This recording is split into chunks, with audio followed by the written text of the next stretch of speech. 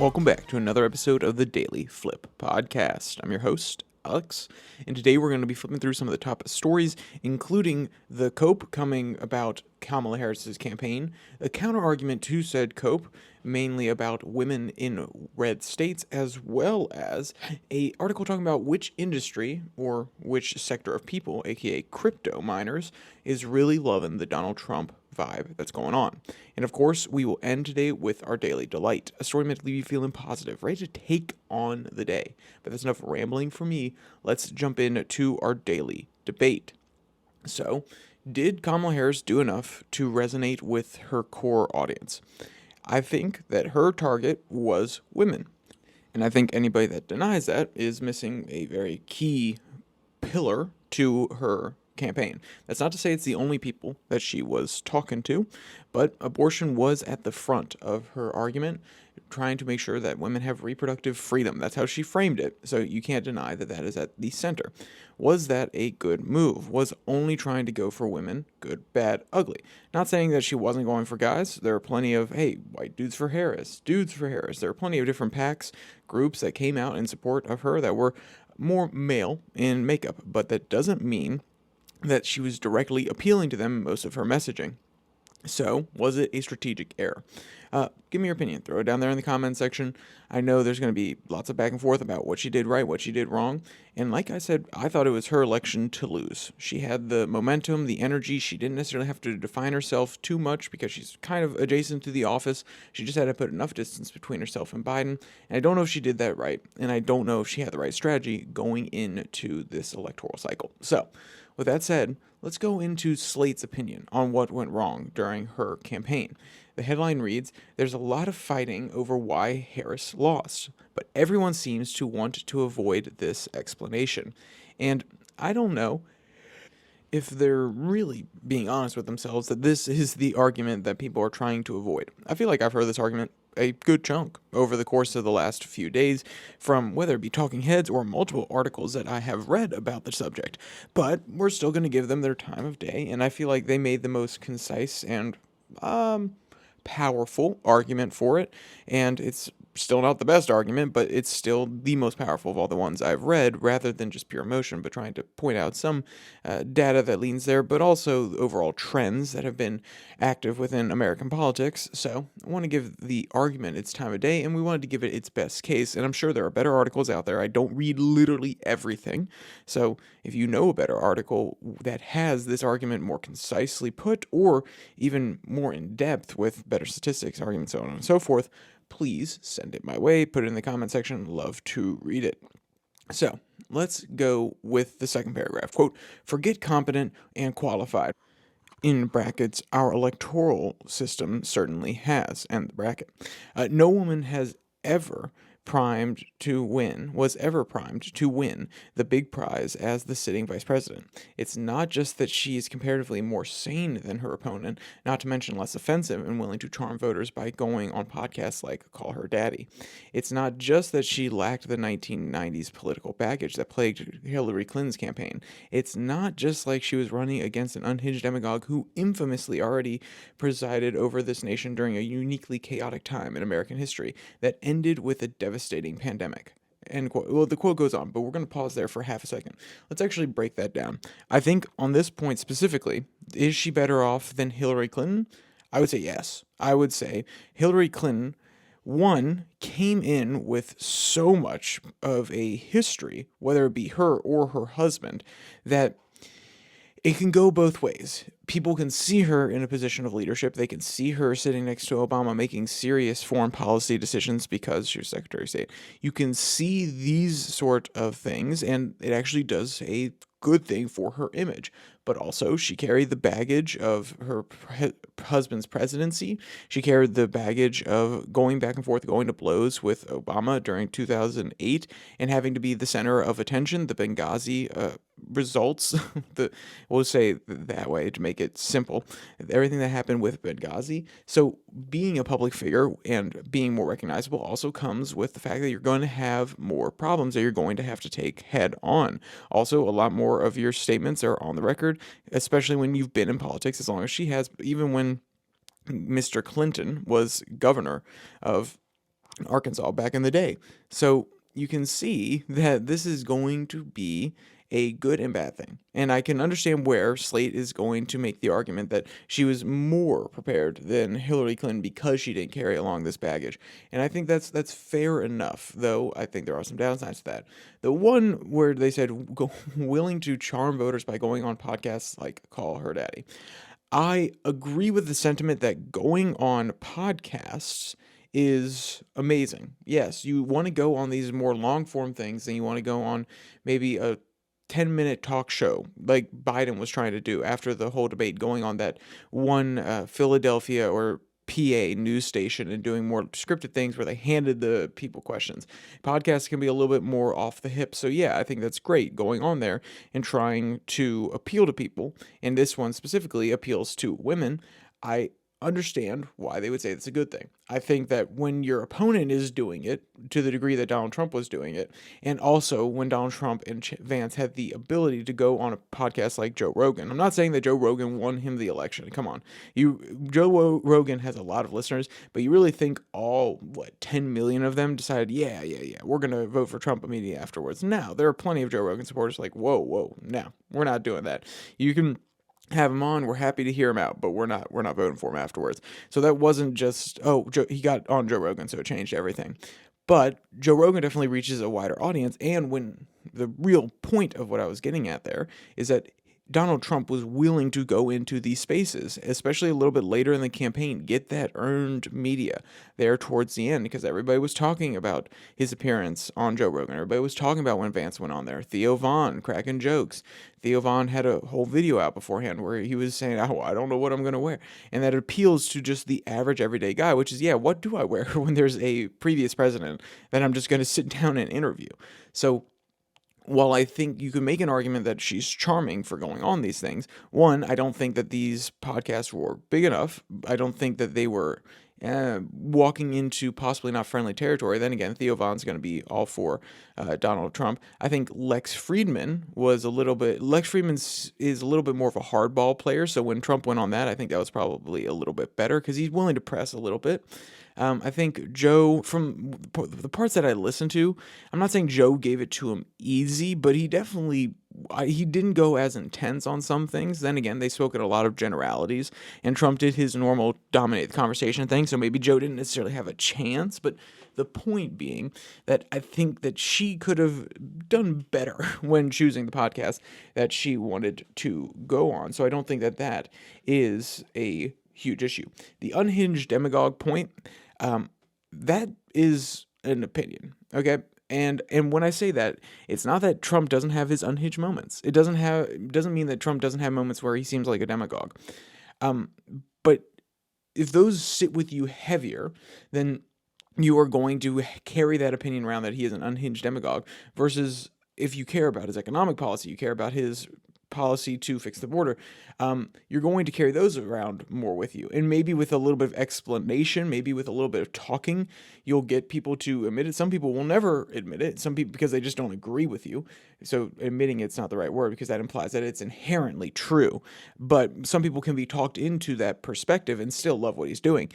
But the point being that there's still a little bit of Trump blindness here, which is these people don't like Trump so much that they cannot see why people would vote for him. That is still what it is. This is a little bit of copium from the very beginning of this article, which is, oh, he's a demon, he's evil. And don't get me wrong, Trump says a lot of crazy things. I don't like a lot of his policies. But that doesn't mean that there's nothing to vote for there. He has a record. Let's be clear, people are going to say that it was handed down by Obama. That's fair enough. Let's just say it this way. He didn't squander it until the pandemic. And yeah, you could say he squandered it during the pandemic. The amount of spending that he was allowing on top of giving out stimulus checks, I mean, that was not good for the economy long term. That was going to cause inflationary practices. And people can not like him for that. That's fair enough. But he at least handled the first part of it, and people are willing to give him a pass on the pandemic side of things. So the reasoning that they're providing here for Kamala losing, I don't think it stands quite yet. Now, we're going to give him more time. We're going to keep on going. We're going to keep digging here. So let's go into this sixth paragraph. Quote, to put it bluntly, if Harris was considered too black to be be our first black female president, then, welp, I suppose there goes that dream. She looked the part in a pantsuit and pearls, the signature of AKA, that was the sorority that she was a part of at Brown. She acted the part, even in college. She was known as C3 for being calm, cool, and collected. She refused to make her identity as a black South Asian American central to her campaign after sensing what running on identity had done for Clinton just 8 years earlier. And while maintaining an extremely controlled image, Harris was also wildly qualified, having served as Vice President, U.S. Senator, and Attorney General of California. So remind me, how long was she in the Senate? I believe it was like 3 years. So does that really give you, let's be clear. 3 years is a lot of time to learn a career, but does that give you the inside track on all of the procedures in the Senate? Does that give you all the knowledge of how to actually go across the aisle, break deals, build relationships? No. So I don't think that necessarily qualifies. AG of California, yeah, I think you can qualify that one for sure. She had enough time there. She was able to actually implement her vision there 100%. I think that's a good one. Vice President, that's a little bit of a mixed bag. Once again, there for about 3 years, and what does the vice president actually do? They do some media, they do some policy proposals on the border, they try to address it. So it's a little bit iffy as to whether or not you can actually give her credit for doing it. That doesn't mean that it actually added anything to the resume. Materially, it looks good on a resume, but does that add anything to the resume materially that you can brag about, that you can actually expand on, the stories that you can tell? Not necessarily. So the first part of it. I think that this, again, is copium. I think, while I don't disagree that having a combination of a woman that is black, a black woman potentially being the next president, I am sure there is a certain set of the base of either side, or a certain, let's not even say the base, because that implies a party. I'm sure there is a sect/subsection of the U.S. population that is not ready for a woman president. I'm sure there are people who might be the really, really, really small percentage of people who might be hesitant about having another black president, though I think that number is overblown normally when talking about it. But I think there is definitely a subset of the population that is not necessarily ready for a woman president. I still think it is small. I'm saying less than 5% would actually vote that way because of it. But I'm going to acknowledge that still exists. But that doesn't change the fact that, one, you lost people on your own side. It's not that you lost Republicans who probably wouldn't vote for you anyway. It's not that you lost the moderates, because you did lose some late moderates, but then again, a lot of people who were double haters ended up kind of staying in the middle, voting for a third party. You lost people on your own side. And that, you lost people within your normal coalition, okay? You got 87% of the black vote. That is a lot. Don't get it wrong. Don't get it twisted. But that number is not good. You should be in 90 plus for the current makeup of the Democratic coalition, especially if you're going to make an argument that, hey, I'm going to be there arguing for the issues of the black community in America. I'm going to give out stimulus checks to these underserved groups. And that's not just black people, that's white people, that's Asian people, but she specifically even spoke about a possibility of doing a program that would be based on race, and then they kind of walked it back to be, well, underserved communities, because they realized it would actually be illegal, because it would be preferencing one race over another in order to give them money. So beneficial policy that is racist, essentially. But once again, I really, really just want to take a step back here and ask, is this cope? I think I acknowledge that there are certain subsections of the population that would not be okay with it. And I didn't say what their identity group is specifically, because I don't know. It could be a random guy in Oklahoma. It could be a random woman in Oregon. It could be a random dude up in Wisconsin, and it could be a normal sister down in New Mexico. I don't know, okay? I'm not trying to say that it's any one particular group. That doesn't mean the subsection doesn't exist.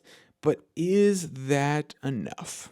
Is that enough to truly argue that you even lost the popular vote? Not just the electoral college, but the popular vote. No, I don't think so. I don't think you can really walk away from that saying, oh, yes, yes, yes, of course, of course, of course. We know that the American population is just so sexist. Oh my gosh, we know that the American population is just so racist. No. Donald Trump presented a different vision for the country. And guess what? Kamala did too.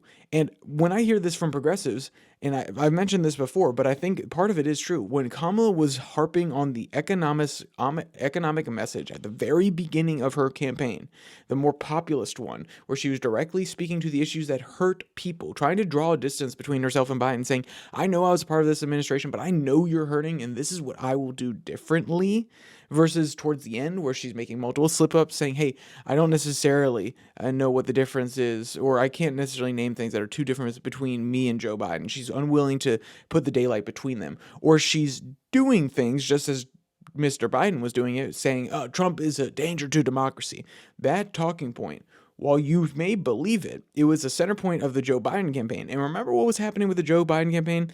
They were running about neck and neck, but he was losing some respect from the American people. Yes, but she was losing some positions in the polls over a long period of time. It was over like the course of 3 months that you started to see the polls shift a little bit away from Joe Biden. So what do you think is going to happen when you take on the exact same message and you don't go lean into the message that was giving you a lot of energy at the very beginning?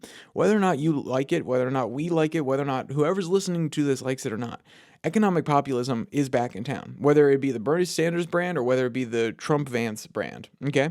So, economic populism, using the tools of government in order to bring in tariffs, in order to make it a more fair trading arena and make sure that other countries aren't eating our lunches, essentially. So, basically, making other products more expensive so it actually can be appealing to buy U.S. products here made in the United States. Because guess what? The products from China are going to be cheaper unless we put some sort of restriction tariff on them in order to, and tariffs are, you can do segmented tariffs for steel and different industries, or you can do just broad tariffs basically saying that there's going to be a tax on every single product that is coming from XYZ country into America. And so it's basically an import tax. That is an economic message that some people don't love when you frame it as a national income tax, which it is not, but that is one way that Kamala Harris went about doing it. People don't like it very much. But overall, they like the sentiment of, hey, we're going to put America first. And when that's the driving factor behind it, and you're trying to use that populist language in order to implement your economic vision that you want to see, it's back. If it resonates this much, it is back. Okay. Bernie Sanders was the example of it in 2016 on the Democratic side.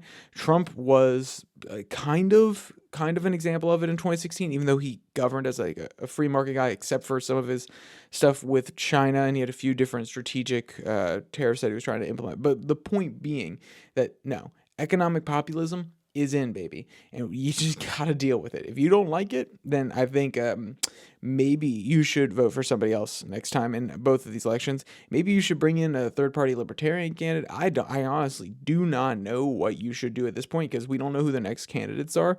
But neither one in this election was. Let's be clear. Kamala shied away from it a little bit more. I think that was as her big business interest. And let's be clear, Trump has big business interests too. I'm not trying to say that one has more than the other, but the big business side of Kamala's campaign was definitely pushing back on some of that economic messaging for sure. And I think she was probably more proximate to non-populist economics this time. But in the next race, we're going to have to see who is what. Because, like I said, you don't like it, you got to find some different candidates. And when she strayed away from that populist messaging, it started to hurt her. So, like I said, I thought this was her election to lose. She seemed like she understood what the mission was, which was appeal to the populist part of the sentiments within the people, try to leverage her. And I do like that she didn't necessarily play into the identity comments from Trump, but I think she still could have played into her identity a little bit more, use it to empathize in certain situations. And I think that would have brought in her base, locked it in, made it pretty solid, and then continued to bring the border message forward. I think that was a smart move on her part. And then possibly make some more general appeals to economic freedom than just to, or freedom in general, than just to the abortion freedom. But hey, I am backseat quarterbacking, okay? So I'm not saying that all of this would have worked. What I'm saying is this is an analysis of why it probably didn't work, and I don't think Slate's copium actually makes sense here. So let's go to the second article that kind of rebuts this, because like I said at the beginning, her strategy seemed to be to go for women. It seemed to be that, hey, we're going to make this a strong woman campaign. And obviously that came with some downsides, the argument from Slate being it's sexism. Well, this next article tries to rebut that just a little bit. It comes from the New York Post. Ladies in red swung the vote. Trump beat Harris with the largest female demographic, which doesn't necessarily surprise me because Trump really knows how to go and speak to the everyday people. Now, the fact that a lot of moms were coming on board to his campaign was honestly, a little bit surprising. I won't lie about that one. That one caught me off guard. But besides that, I think that it's not surprising that the segment of the population, this largest women segment of the population, white women, the fact that Trump was able to get most of them on board, just because I know a lot of white women, it doesn't surprise me. A lot of people care about safety, and one of his strong messages was making sure that crime was lowered, making sure that we don't have people coming across, in his words and the way he would frame it, people coming across the border to do illegal things, which can be a very scary picture that you're painting for your people who are voting, and then they go out and make sure that they're voting for safety, security of the nation, so on and so forth. So it doesn't surprise me that he was able to rope in a lot, but that doesn't mean that it was absolutely perfect. But let's go to this first section of the article. Quote, Kamala Brat Harris was banking on the sisters to make her the first female president in history, except that's not what happened. Women do historically vote Democrat, but this time Harris did worse with the female vote than both her Democratic predecessors, 5 points worse than Joe Biden and 3 points worse than Hillary Clinton. And Trump beat Harris by 5 points with the largest female demographic, white women, and increased the vote with young women by 7 points over his 2020 figures. So let's pause here. What I think is the most fascinating part about that is not, oh, well, hey, Harris was this much worse. Harris was this much worse than Biden, this much worse than Clinton. I don't care about that. No offense. I don't care about that. She did worse. Great. What is very fascinating is the fact that Trump did better with young women by 7 points. Now, I want to know what they describe as young women. If they're describing young women as 18 to 29 or 18 to 35, 18 to 40, they don't necessarily have the data right here in front of themselves.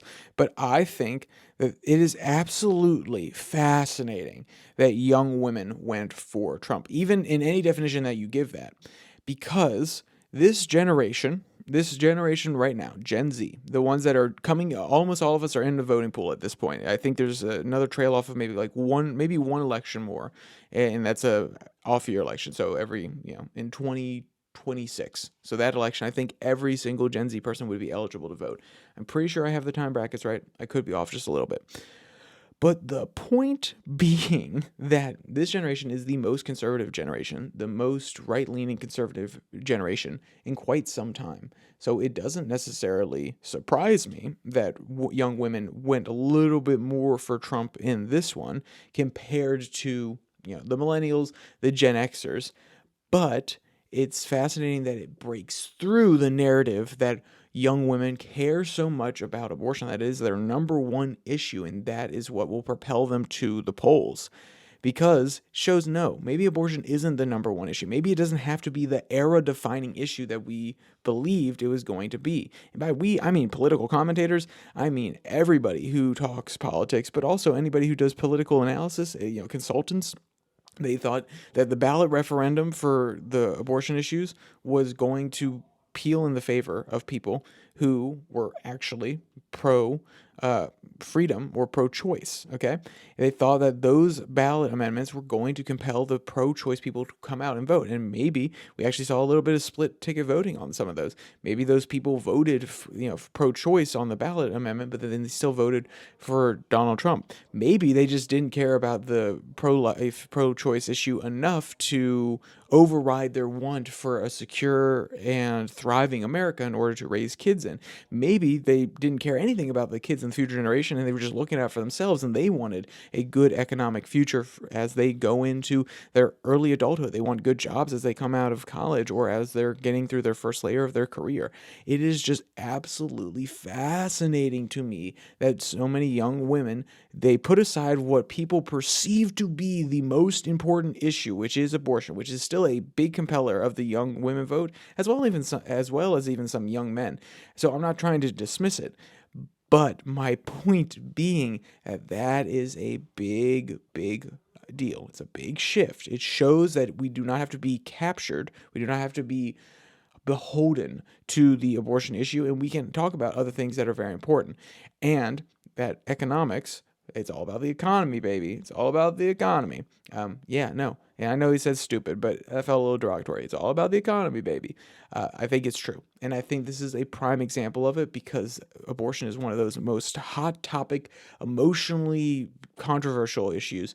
And if that can't even change the numbers in Harris's favor, either she was a historically bad candidate, which I think you can make an argument for she was not a perfect candidate, and she was an okay candidate, but I still thought it was her race to lose, or something really is shifting and it's not all about abortion anymore. That's not at people's forefront. Like, they had their moment in 2022 when Dobbs was overturned and they were able to get the House really close again and get the Senate back in line, or get Fetterman in there, all that sort of stuff. But it didn't end up affecting this election. So either it's worn off or there's been a shift. It was going to be interesting looking forward, in my opinion. All right, so let's jump to a final article that comes from it comes from NBC News. The headline reads, Bitcoin hits 80,000 for the first time as crypto traders bask in Trump's victory. Now, this is going to be a quick one because, we used to do a lot of crypto coverage, or I say a lot. It was kind of it was sprinkled in there every once in a while. And this one is a nice little combination of both. Oh, crypto is doing great. Look at that. It's running past 80,000. It kind of did a little dip afterwards. It came back. But the point being, crypto is doing really well. And it is doing so because they believe that Donald Trump will be president of the United States. And he is the president-elect, so it's more than likely going to happen. Kamala Harris has already conceded. There's some jokes going around that something may happen. I don't know. I don't think that's true whatsoever. And the crypto bros definitely don't believe it because after Trump came to their Nashville conference and he assured them that, hey, we're gonna lock this down for you. We're gonna make sure that we have a non-crypto winner. We're gonna make sure that we are a nation of crypto. We're the home of crypto. We're gonna make sure that things are mined here in America. They really fell in love with him. He also has some big donors who are very heavily invested in crypto. I mean, Elon Musk is obviously one of them. But on the backside, you have lots of different investors / hedge funds / venture capital executives who all have some play in crypto. They all have something out there, or maybe they have some blockchain technology company that's developing somewhere. I mean, almost everybody has followed these trends when looking at investing in these sort of companies. So they're all excited about the possibility of a pro-crypto administration. So let's actually go to this last little quote here. Quote, crypto is poised to enter a golden era, Alex Thorne, head of the research at Galaxy Digital, said in a research note on Friday. Quote, Trump has promised to make America the crypto capital of the world, and his high-level team is filled with strong crypto advocates. The pro-crypto nature of his team, family, and donors increases the likelihood that Trump follows through on his campaign promises to the industry. So this is it is literally a statement of, hey, he promised this, he's probably going to deliver this, and that is going to be good for crypto. There's no like, oh, well, we think that he'll make a good market. Oh, we're just seeing what the winds. Like, they're not hedging any bets. They're out here saying, no, we politically influenced him we lobbied him essentially. We got these people on his team, and now they're going to do what we want. And I think the unabashed greed and the unabashed nature of saying these sort of things and displaying the game that's being played is absolutely hilarious to me, and I honestly love it. Put it out in the open. You went out there, you lobbied him for your crypto so that you can make money, so that we can have more blockchain technology integration. We can have a currency that's not necessarily centrally controlled by the U.S. government. In some cases, like Ether is a little bit different. Obviously, it is centrally controlled. But my point being that we're opening up the floodgates. They argued for it. They've spent money on making sure the floodgates get open, and now we have an example of how it's happening. I love the unabashedness. Just get out there and say exactly what you mean. So, with that said, let's jump to our daily delight. It is this time going to leave a big smile on your face. It is from Parade Pets. Headline reads, Blue Heller puppy growling at his hiccups has everyone in stitches. So, yes, this little guy, he's walking around and he gets a little bit of the hiccup. I can't do a fake hiccup, otherwise I'll probably start making myself hiccup. And he instantly yips at it. He's like, it's like when a dog gets a little bit of splash of water for the first time and they start biting at it. It's like he doesn't know what to do. He's like, oh my God, what is happening? What is this noise coming out of me? It is absolutely adorable. And if you want, the video is pretty short. So if you want to go check out the video or you want to read any of today's articles, there's a link in the description below, that like and subscribe button. Also down there, you can find the podcast on Spotify, Pocket Cast, Podvine, as well as the Twitter handle at Your Daily Flip, where I post a Twitter tirade every Tuesday and Thursday. And if you want to listen to international news, that also comes out on Tuesday, Thursday, 6 and 6. That's over here on the YouTube channel and at the RSS feed as well. So with all that said, there's only one more thing to say. Stay safe, don't die.